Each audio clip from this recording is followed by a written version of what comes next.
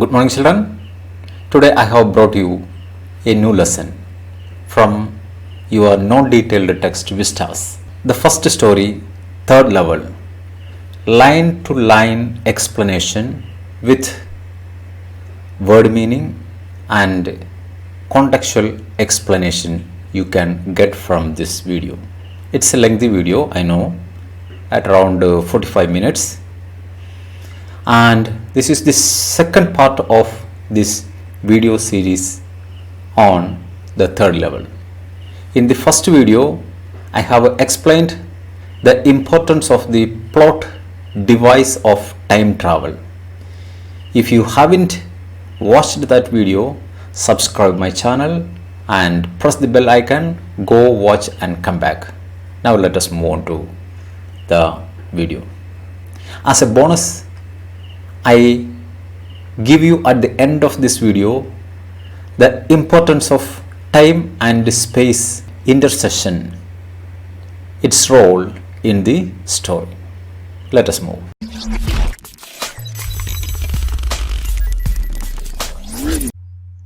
The third level by Jack Finney. Come to the story.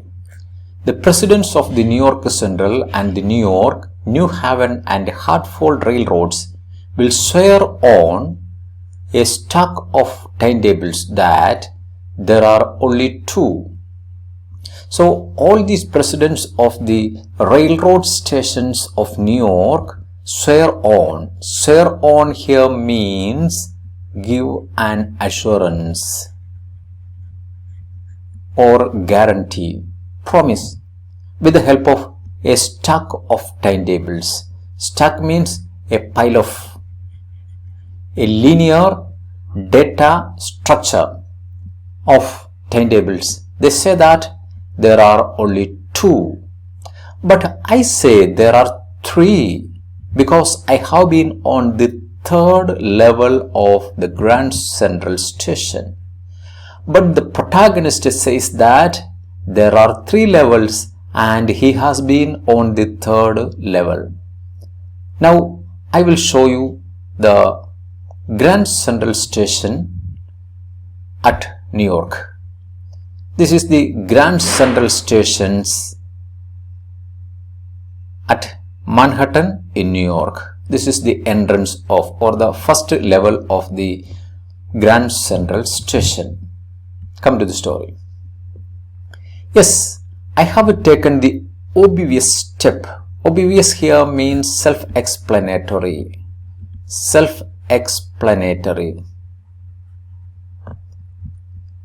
For that, what he did, I talked it to a psychiatrist friend of mine, among others. So he talked this experience with his psychiatrist friend. I told him about the third level at Grand Central Station, and he said it was a waking dream wish fulfillment.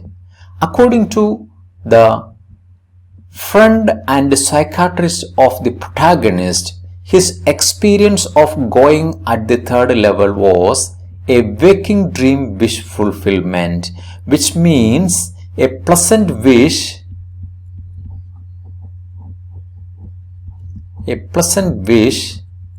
that makes one forget about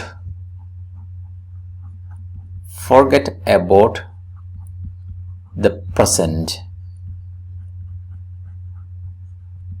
That is the waking dream wish fulfillment. He said, I was unhappy.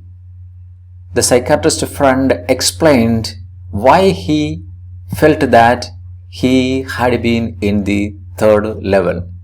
Because he was unhappy. That made his wife a kind of mad. But he explained that he meant the modern world is full of insecurity. Then further he added that the modern world is full of insecurity, fear, war, worry and all the rest of it. And that I just want to escape.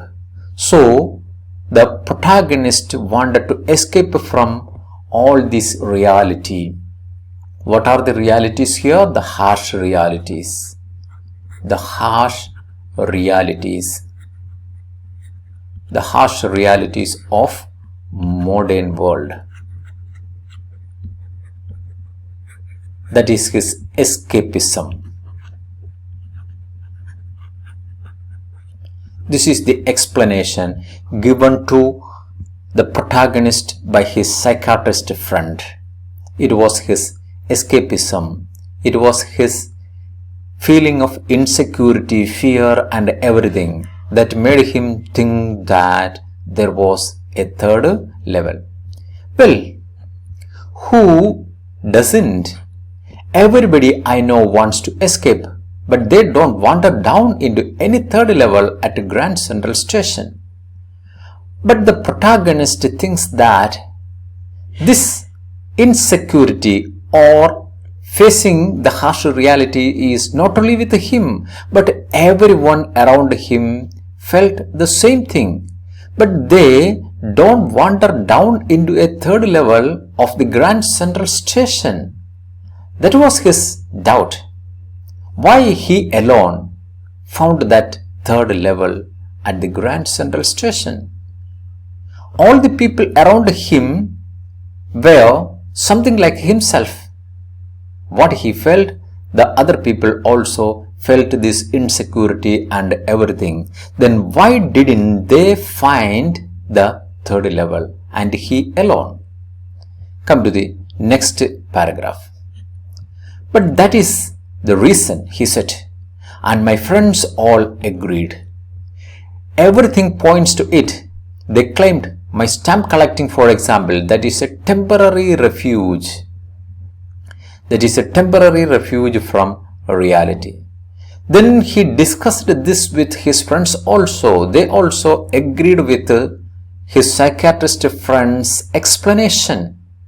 Then they pointed out that, take for example his stamp collecting hobby. That stamp collecting hobby was a kind of temporary refuge from the reality. Refuge here means a kind of shelter. He wanted to go. And well, maybe, but my grandfather did not need any refuge from reality. Immediately he thought about his grandfather. His grandfather had the habit of this stamp collection, and he did not want to run away from any harsh realities of life because things were pretty nice and peaceful. In those days, the things were so pretty and peaceful. Let us come to the next page. Things were peaceful in his days. From all I hear, that is what he heard about the time of his grandfather. And he started my collection. Actually, this protagonist started the hobby of stamp collection from his grandfather. It's a nice collection too. Blocks of 4, practically every US issue. So as the hobby had started by his grandfather, almost all the issues of stamp were there in the collection, even the first day covers and so on. President Roosevelt collected stamp too, you know. Then he thought about President Roosevelt. He had the habit of stamp collection or the hobby of stamp collection. Was he wanted to escape from any harsh realities of life? So he found himself that these arguments of his psychiatrist friend and his own friends were no base in it. Now let us move on to the next paragraph. Anyway, here is what happened at Grand Central. He is explaining what had happened with him at the Grand Central. One night, last summer, I worked late at the office. Last summer he was very late. He had to spend a little more time in his office, and I was in a hurry to get uptown to my apartment, so I decided to take the subway from Grand Central. So he wanted to get back to his house a little bit earlier because it is faster than the bus. So he decided to take the subway. The subway moves a little bit faster than the bus. So he decided to go to the Grand Central Station. Next paragraph. Now, I don't know why this should have happened to me, he says. I am just an ordinary guy named Charlie. Here we get the name of the protagonist. His name is Charlie, 31 years old. So, we get the name of our protagonist, Charlie, and he was 31 years old. And I was wearing a tan gabardine suit and a straw hat with a fancy band. With the help of a picture, I will show you the suit and the fancy banded hat. Look at this picture. This is the gabardine suit and this is the straw hat and the band. Is that clear? Okay, now let us go back to the story. And I passed a dozen men who looked just like me. He passed many people. They were all looked like himself. I was not trying to escape from anything. Actually, he was not trying to escape from anything. I just wanted to get home to Louisa, my wife. He just wanted to go back a little bit earlier and meet his wife Louisa. That was the only idea with him. So he went to the Grand Central Station. Come to the next paragraph. I turned into Grand Central from Vanderbilt Avenue. Vanderbilt Avenue. I will show you where this Vanderbilt Avenue in New York. This is the Vanderbilt Avenue in New York. It's close to Manhattan. From here, he went to the Grand Central Station. From Vanderbilt Avenue, he went down the steps to the first level. He reached the first level of Grand Central Station, where you take trains like 20th century, where it is normal. You can see the trains of today. Then I walked down another flight of the second level. Flight here means stairs. Then he reached the second level, where the suburban trains leave from. From here, the suburban trains are starting. I will show you one suburban trains running in Grand Central Station. This is the suburban train. Look at the next one. Where the suburban trains leave from. Ducked into an arched doorway, heading for the subway. From here, he ducked here means this is a lower door.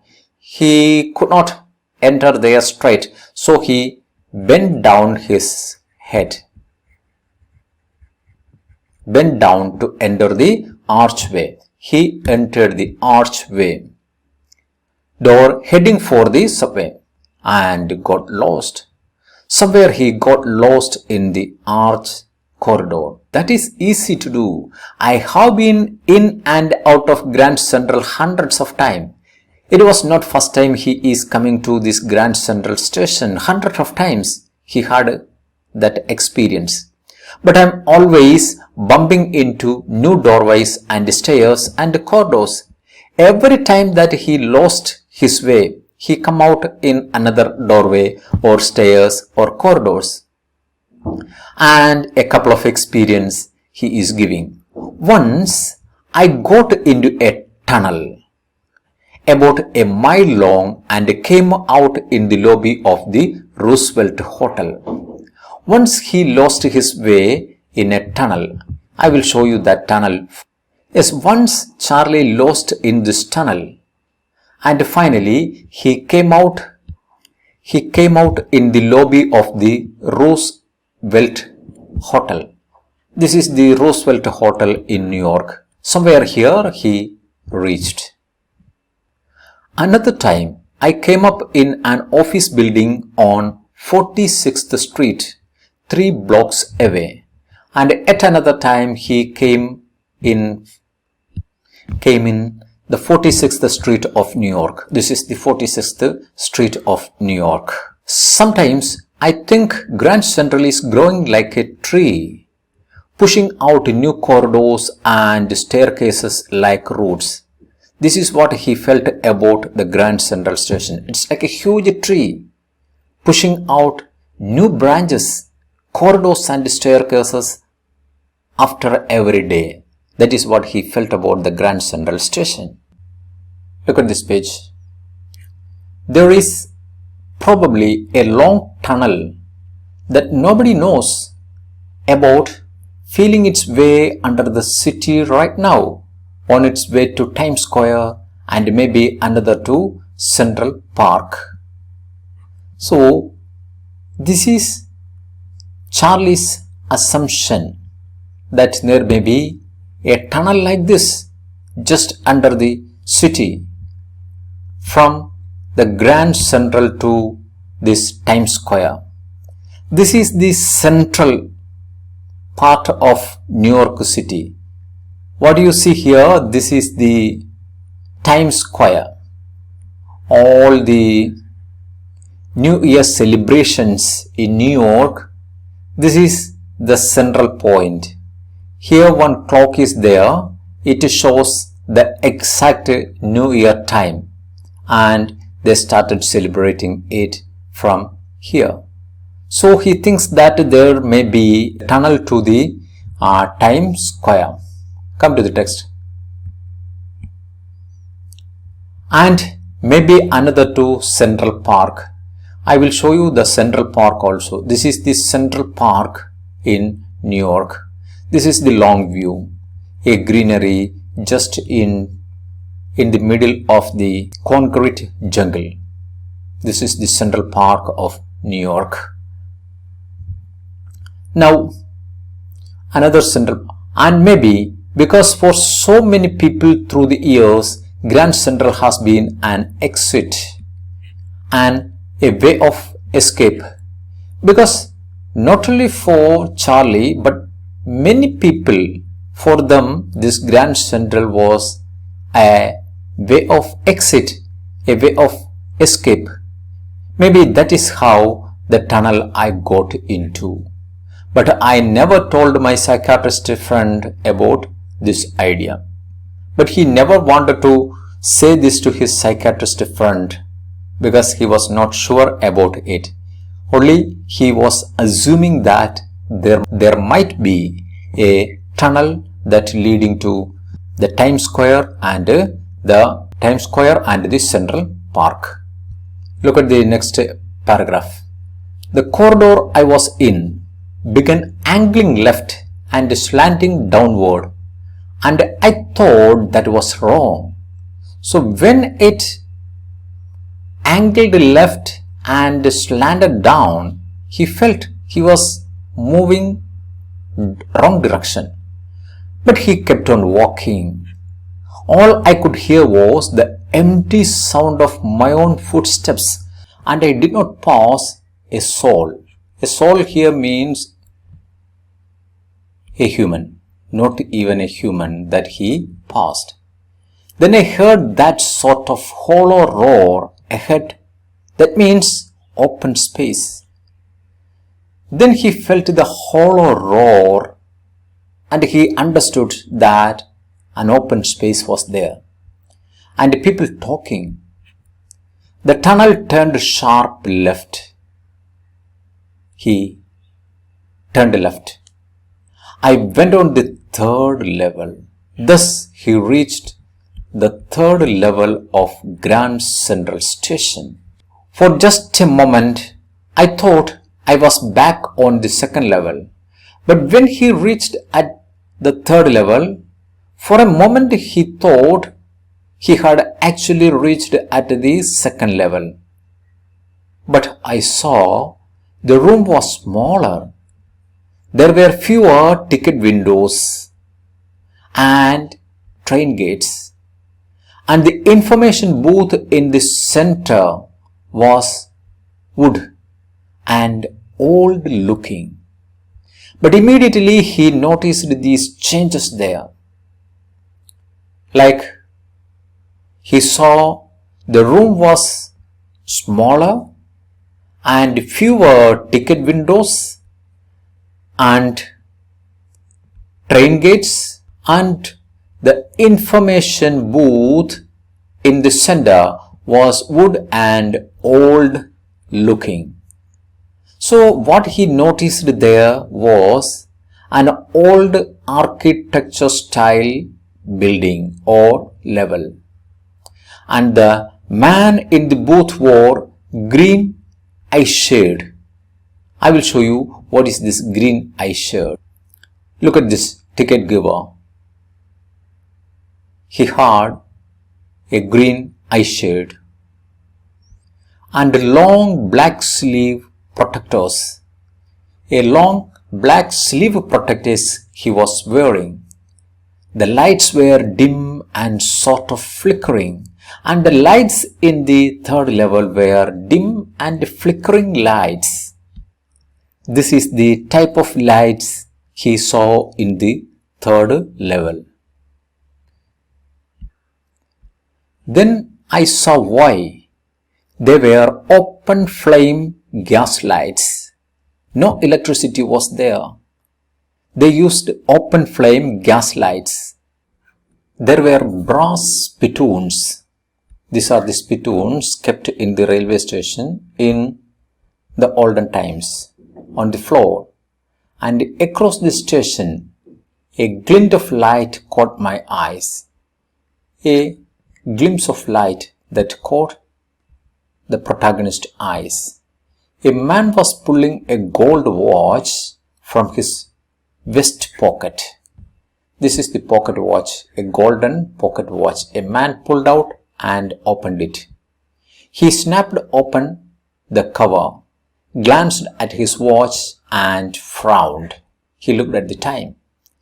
He wore a derby hat, a black 4-button suit with a tiny lapels, 4-button coat and a little bit of lapels. Lapels is a coned shape tie that he just kept in just below the throat. That is the lapels.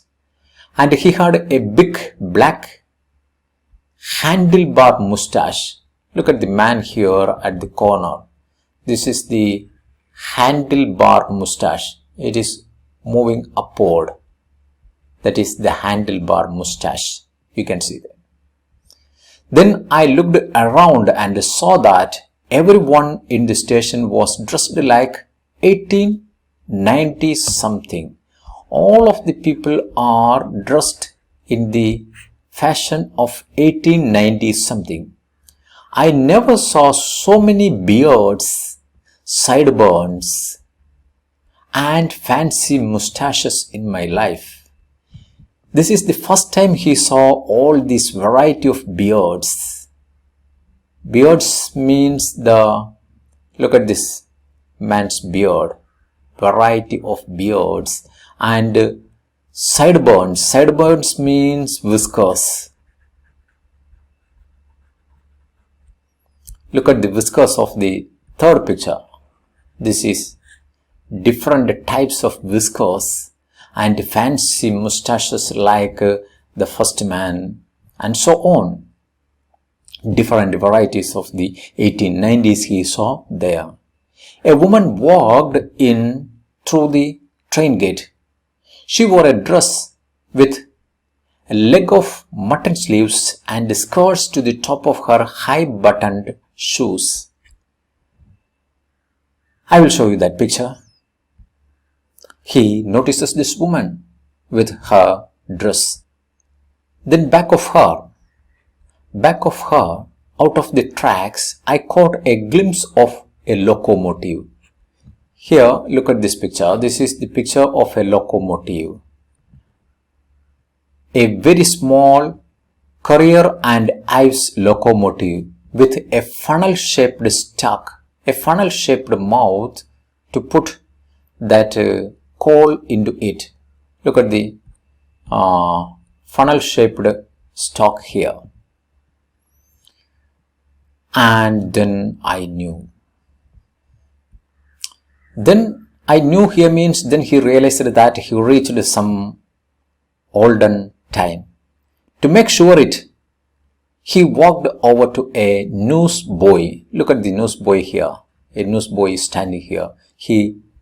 And glanced at his stack of papers. Stack here means a pile of papers at his feet. He was there for selling newspapers. It was the world. Look at the newspaper here, the world. The world is here. And the world has not been published for years. Now it is not in publication. It has stopped its publication many years ago. The lead story said something about the President Cleveland. On the day, the newspaper carried the news of something about the President Cleveland. I have found that front page since in the public library files. So he had seen this paper from the public library. So he remembered it. And it was printed June 11, 1894. He has found that front page since in the public library files. Once he had seen this newspaper in the public library files, and it was printed June 11, 1894. So he reached at a time in 1894, June 11. Look at the next paragraph. Then I turned towards the ticket windows, knowing that here on the third level at Grand Central, I could buy tickets that would take Louisa and me anywhere in United States we wanted to go in the year 1894. He immediately realized that he could go anywhere in United States of America of 1894, and I wanted 2 tickets to Galesburg, Illinois. So he wanted 2 tickets to his childhood town of Galesburg in the state of Illinois. Next paragraph. Have you ever been there? It's a wonderful town still, with big old frame houses. Look at one of the old frame houses of Illinois. Then huge lawns and tremendous trees whose branches meet overhead and roof the streets like this. Look at. Very romantic. He wanted to go back to this Galesburg. Summer evenings were twice as long, and people sat out in their lawns, the men smoking cigars and talking quietly, the women waving palm leaf fans. Look at the palm leaves fan here at the last picture. Here, the palm leaf fans, with the fireflies all around, in a peaceful world. That is the most important thing. He wanted to go back to a peaceful world, to be back there with the First World War still 20 years off. So it was a world without affected by the world wars. So he considered the world of 1894 a peaceful world without affected by the 2 great world wars that caused the worries of the modern man. To be back there with the First World War still 20 years off and World War II over 40 years in the future. I wanted 2 tickets for that. So he wanted a world that had not seen any world war. He wanted to go back to there because he was a great lover of peace. He was a pacifist. The clerk figured the fare. He glanced at my fancy hatband, but he figured the fare, and I had enough for 2 coach tickets one way. He wanted tickets only one way, to Galesburg, no return ticket. But when I counted out the money and looked up, the clerk was staring at me. So Charlie took out his purse and counted the money for 2 tickets. But he noticed the clerk was staring at him. He nodded at the bills. He showed him the old-fashioned rupee, the bills. "That ain't money, mister," he said. The clerk at the ticket window said, what he was taking out, it was not money at all. "And if you are trying to skin me, if you are trying to skin here mean if he wanted to cheat him, and you won't get very far. He will not be allowed to go away from there," the ticket seller warned him. And he glanced at the cash drawer beside him. Then he looked into the cash drawer just beside the ticket clerk. Of course, the money was old-style bills. Old-style bills. It looks like something like this is the old-style bills of USA. The old-style bills half again as big as the money we use nowadays, and different looking. I turned away and got out fast. There is nothing nice about jail even in 1894. So he left the scene because he knew that even in 1894 going to jail was not a pleasant feeling. So he left from there. And that was that. And that was what happened there. Then he left the same way he came, I suppose. Next day, during lunch hour, I drew $300 out of the bank, nearly all we had. The next day, during lunch break, he went to bank and withdrew all the deposit from his account and bought old-style currency. That really worried my psychiatrist friend. You can buy old money at almost any coin dealers, but you have to pay a premium. You have to pay a little more than what it cost for the old money. You have to give a little bit interest, a premium. My $300 bought less than 200 old-style bills.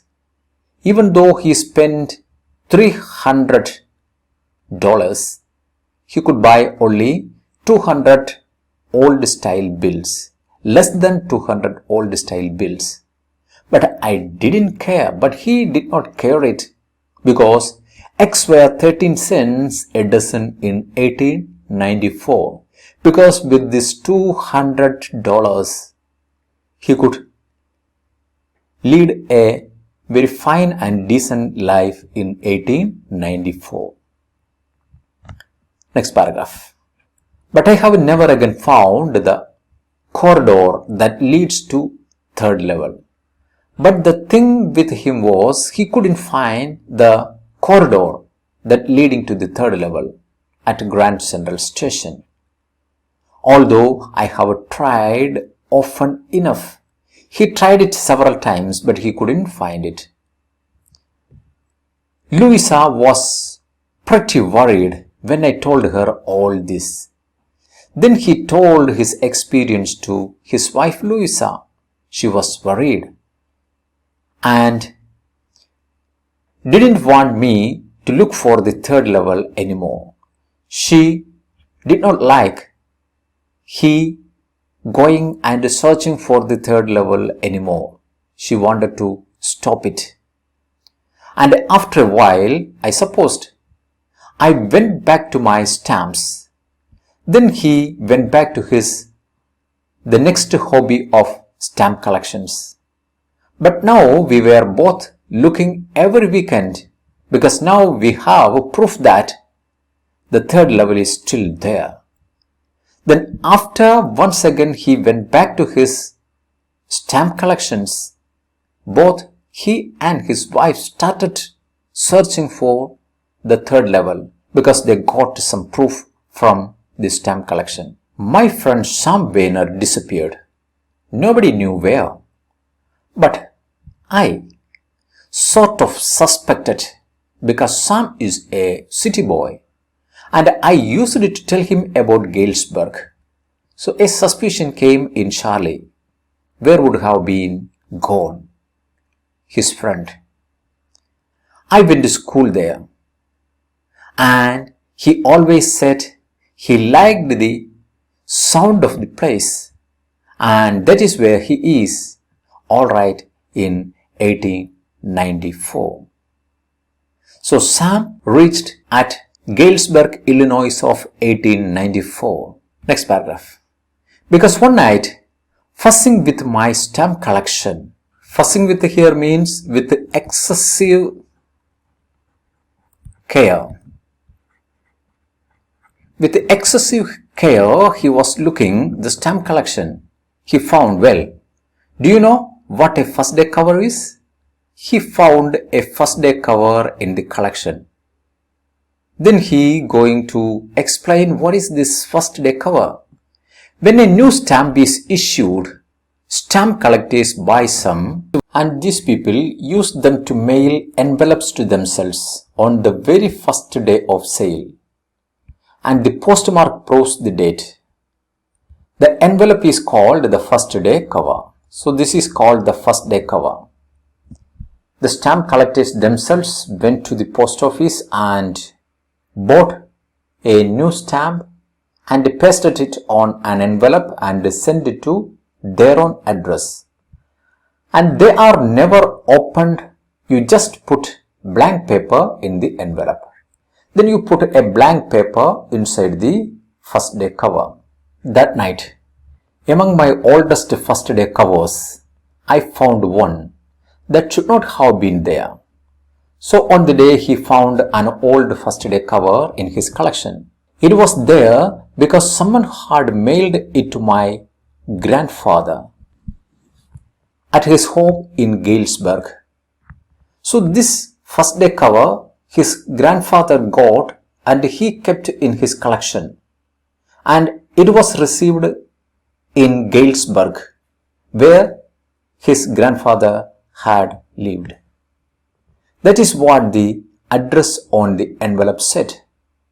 And it had been there since July 18, 1894. This first day cover was there in the collection. The postmark showed the date. Yet, I didn't remember it at all. But Charlie had no remembrance about this first day cover. The stamp was 6 cents, dull brown, with a picture of President Garfield. Everything was very clear and evident to prove that it reached in 1894. Naturally, when the envelope came to Granddad in the mail, it went right into his collection and stayed there. As it was a first day cover, when his granddad received the envelope, it should naturally went to his collection. Till I took it out and opened it. The paper inside was not blank, it read. So, in this first day cover, he found a paper, but the paper was not blank. It is written this one.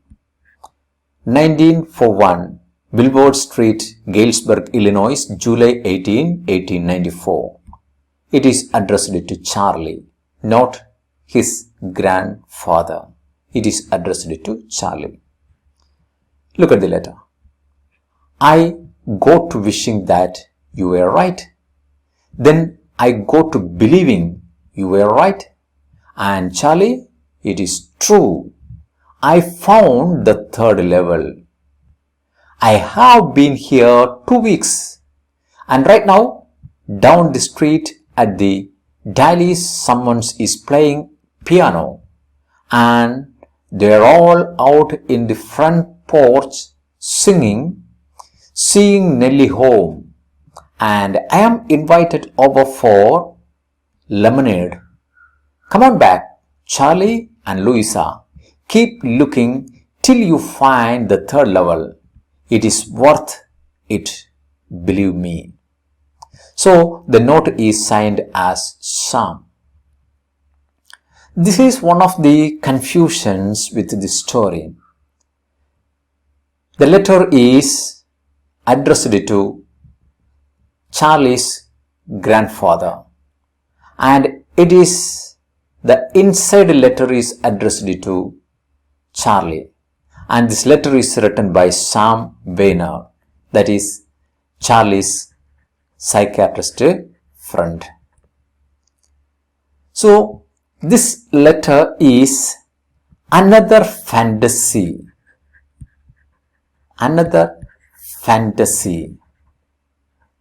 of Charlie. We can come to the conclusion like that. As the third level, this is another of his fancy.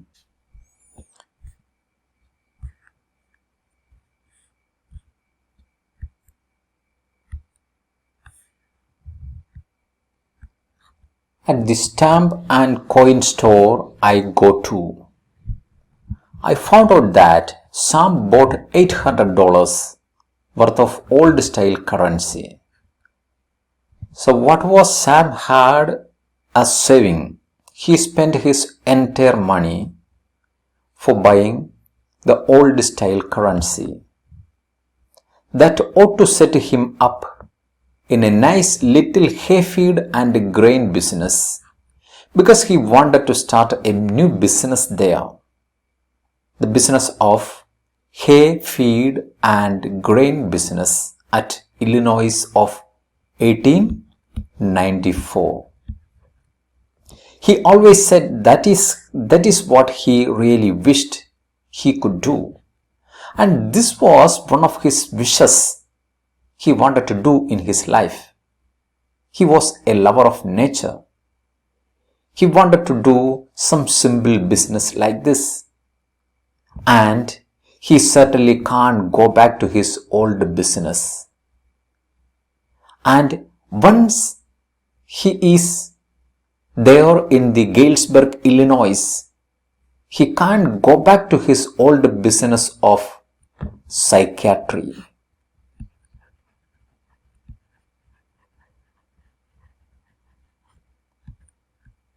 Because in 1894, there is no need of a psychiatrist.